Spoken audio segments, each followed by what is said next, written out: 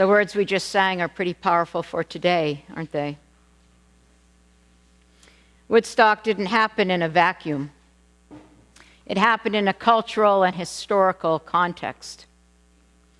I don't know how many of you were able to see the PBS American Experience special on Woodstock 50 years later, but it was a powerful visual and a wonderful commentary on what happened. I was happy to see it because I completely missed all that in my youth, growing up in a fundamentalist Baptist church in New Hampshire. As you might imagine, Woodstock was not really on our radar. We certainly weren't talking about it in church unless it was in a condemnatory way. But I want to place Woodstock, as we think about it today, in the context of the decades of the 60s. And I invite you to listen for the echoes that reverberate today. 1961, the Bay of Pigs, and also the construction of the Berlin Wall, which would last 28 years. In 1962, 3,000 troops would quell riots that arose because of allowing James Meredith to enter the University of Mississippi as the first black student, of course under guard by federal marshals. 1962, also the Cuban Missile Crisis. 1963, the Supreme Court banned the law, said it was unconstitutional to require prayer in school. 1963 was also the March on Washington, D.C., and Martin Luther King Jr.'s I Have a Dream speech. 1963 as well, there was the peaceful settlement to the land dispute between Mexico and the U.S., establishing now the boundary in El Paso, Texas. That dispute had lasted 99 years. In June, Medgar Evers, civil rights leader, was assassinated. And then that November, John F. Kennedy, our president, was assassinated. In 1964, Beatlemania hits the U.S. The civil rights law was passed, barring discrimination against jobs, voting, and accommodations. That same year, Congress authorizes power to the president to go into North Vietnam. In 1965, Lyndon B. Johnson orders continuous bombing in North Vietnam. The Voting Rights Act was passed. The Watts riots occurred due to policing in the African American community. Malcolm X was assassinated, and the first draft card was burned. In 1966, Medicare begins. In 1967, there were racial riots in New Jersey and in Detroit. At that same time, Thurgood Marshall was the first African American to be appointed Supreme Court Justice. In 1968, the USS Pueblo, said to be in North Korean waters, was seized. The military personnel on that ship were held for 11 months in North Korea. And I didn't really track this earlier, but North Korea still possesses the USS Pueblo. That's the only place in the world that something like that is happening in the moment. In March of that year, Johnson slows the bombing and peace talks begin. In April of that year, 1968, Martin Luther King Jr. was assassinated. In June, Robert Kennedy was assassinated. And in November, Richard Nixon was elected president. And then we come to the summer of 1969. In June, the Stonewall riots, which launched the gay and lesbian liberation movement. In July, Neil Armstrong walks on the moon. And then in August, Woodstock. And then in November, the internet is invented.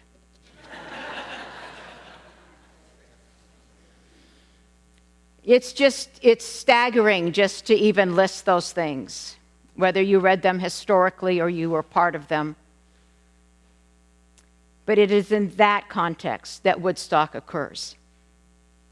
Perhaps captured poetically best by Joni Mitchell, singer-songwriter who wasn't even there, but writes a song about it afterwards, and these are her lyrics.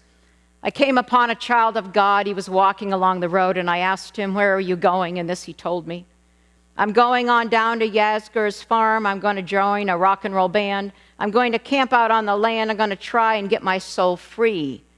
We are stardust, we are golden, and we've got to get ourselves back to the garden. Then I can walk beside you. I have come here to lose the smog, and I feel to be a cog in something turning well. Maybe it's just the time of year, or maybe it's the time of man. I don't know who I am, but you know, life is for learning. We are stardust, we are golden, and we've got to get ourselves back to the garden. By the time we got to Woodstock, we were 500,000 strong, and everywhere there was song and celebration. And I dreamed I saw the bombers riding shotgun in the sky, and they were turning into butterflies above our nation. We are stardust. Billion-year-old carbon, we are golden, caught in the devil's bargain, and we've got to get ourselves back to the garden. When David Crosby of Crosby, Still, Nash & Young was interviewed just recently about his reflections on Woodstock, he says, Woodstock was a glimpse, a momentary glimpse into what's possible, into us being able to live with each other decently and peacefully. It showed you what it could be. You know, in a sense, Woodstock was unintended. It began as a business venture, but it became a cultural touchstone. It emerged as a 3-day event that came to define a generation, but I would contend it simply represented something that was already happening. And it converged in Bethel, New York. Bethel, meaning the house of God. Now, it was a logistical nightmare. As many of you know, they expected under 100,000, and they ended up with 400,000. There wasn't enough food, there wasn't enough sanitation, there wasn't enough medical coverage. They somehow made it happen, and generally in a very peaceful way. By the end, it was just mud everywhere. In fact, Doug Henton told me this morning that some friends of his said, we're going to go to this, he was living in Kentucky, we're going to go to this concert, 3-day concert up near Woodstock. And Doug said, is it going to rain? And they said, yeah. He said, I guess I won't go. He said he missed it, but then he was also saying, he was a great studier of, Doug is, of culture and history, it was a time where something really shifted. And I believe that to be so. It was a beautiful thing, really, how it happened. Max Yazger gave his dairy farm a bucolic field, which would then turn into a stage and grand towers and 400,000 peace-loving young people. Multitudes of biblical proportions. And the Sullivan County neighbors sent in food. In fact, they had to be airlifted because, as you know, the traffic jams, I read this week, 17 miles long, the traffic jams. People just parked their cars and just walked to get there. The singers had to be airlifted in because there was no way to get through. Medical supplies came through. The Sullivan County neighbors, instead of just being completely annoyed, decided to get with the peace and love and energy and made 10,000 sandwiches, and they were airlifted in to the people who gathered. And then there were people from the hog farm and communal pig farm in New Mexico They fed people. They set up playgrounds for the children. They set up tents for those who were having bad trips because of the drugs that some took too many of. So what drew so many people to this? Clearly it was the music, but even more than that, it was the longing. It was the longing for equality and peace, personal expression and belonging. Think again of the time. The 1950s were a time of conformity, of authority, of duty, of patriotism, just coming out of World War II. But the 60s began to challenge authority. They cared about civil rights and women's rights and sexual liberation. And at Woodstock, those outside the norm found each other. They saw that they were not alone, that they weren't as crazy as they might have felt, given whatever small town they might have lived in at the time. They knew that something was fundamentally wrong with society, that the peacemakers who were trying to make change had been assassinated one after the other in the decade preceding. Many of them were terrified of being drafted. Many of them had already lost many friends in the Vietnam War. Many of them, probably most of them, protested being in the war overall. Perhaps some would say, and as I listened to it, I could understand why, that the most powerful song at Woodstock was the one without words. It was Jimi Hendrix playing the Star-Spangled Banner in his own way. And I didn't realize later, on an upside-down guitar. How do you do that? Left-handed, he says, okay. To listen to that, it moved me to tears. Not only because of that time, but because of this time. So, where is Christianity in all of this? Where's the church? Well, I think many in that generation, in that time, kind of like a lot of the millennial generation now, and a lot of the nuns and duns, as they're called, see the church and saw the church as irrelevant. Why? Well, because the church has too often supported the status quo. The church had become, and I would contend still is to a certain degree, about a set of beliefs and a list of thou shalt nots rather than a way that promoted peace and love. The church overall, capital C, is safe. It's not subversive. And yet, Jesus was a subversive. Robin Myers, who's a minister of the Mayflower Congregational Church in Oklahoma City, writes a book called The Underground Church, Reclaiming the Subversive Way of Jesus. And in one of his final chapters, entitled Jesus Followers on the No-Fly List, he begins that chapter by quoting one of the most preeminent scholars, religious scholars, and Jesus scholars of the day, John Dominic Crossan, who does the Jesus Seminar. And this is what Crossan says: Jesus and his followers were hippies in a world of an Augustan yuppies. I'll say it again, just in case you missed it. Jesus and his followers were hippies in a world of Augustan yuppies. The historical Jesus was a peasant, Jewish cynic. His strategy, implicitly for himself and explicitly for his followers, was the combination of free healing and common eating, a religious and economic egalitarianism that negated alike and at once the hierarchical and patronal normalcies of Jewish religion and Roman power. So Jesus was a hippie. The Jesus people knew that, which was the religious parallel to Woodstock. The Jesus people and the Jesus movement, which did change the church in profound ways, brought more openness, brought contemporary music, that started whole new denominations. So what's the Woodstock effect? I guess it depends. Looking back can give us pause.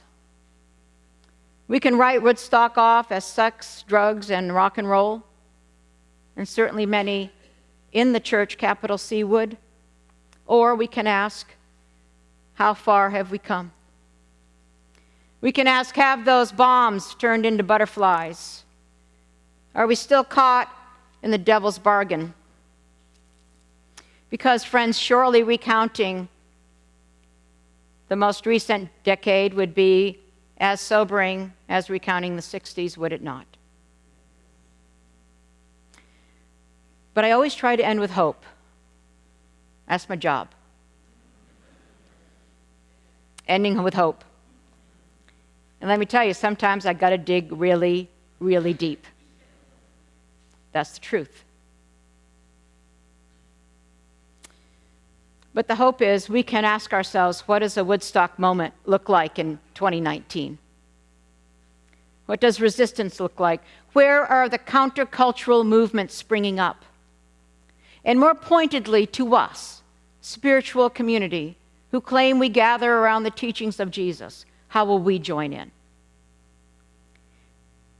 We have not anymore the credibility to lead a movement. I think that ship has sailed. But we can join in and support others and be part of showing up. And then compassion will be wedded to power. And then both men and women will be gentle, and both women and men will be strong. And all will share in the earth's abundance. And all will take care of the sick and the weak and the old.